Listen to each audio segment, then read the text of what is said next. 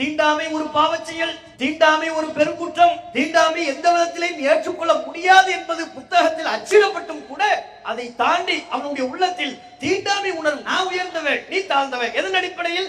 பிறப்பின் அடிப்படையில். நாங்கள் இந்த சாதியில் பிறந்து விட்டோம், இந்த குலத்தில் பிறந்து விட்டோம், ஆகவே நாங்கள் உயர்ந்தவர்கள். நீ வேறு சாதி, நீ கீழ் சாதி, நீ தாழ்த்தப்பட்டவன். மனிதர்களில் தாழ்த்தப்பட்டவர் உயர்த்தப்பட்டவர் என்று ஒன்றுமில்லை. யாராக இருந்தாலும், எந்த சமூகத்தில் பிறந்திருந்தாலும், எந்த மதத்தில் பிறந்திருந்தாலும் அவரவர் பண்புகளை கொண்டுதான் கடவுளிடத்தில் உயர்வு பெறுகிறார். முகமது நபிகள் அப்படித்தான் போதித்தார். மனித சமூகமே, அல்லாஹ்வை பயந்து கொள்ளுங்கள். நீங்கள் பேசுகிற மொழியினால் அல்லாஹ்விடத்தில் சிறப்பு பெற முடியாது.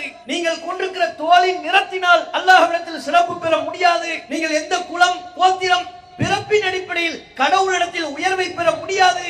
எல்லா மனிதர்களையும் சகோதரனாக கருதி நேசித்து நடந்து கொள்ளக்கூடிய நற்பண்புகளின் மூலம்தான் கடவுளிடத்தில் நீங்கள் உயர்வு பெற முடியும் என்று சொன்னவர் நபிகள் நாயகம். அதனால்தான் முஸ்லிம்களுக்கு மத்தியில் எவ்வித சாதிய பாகுபாடும் கிடையாது.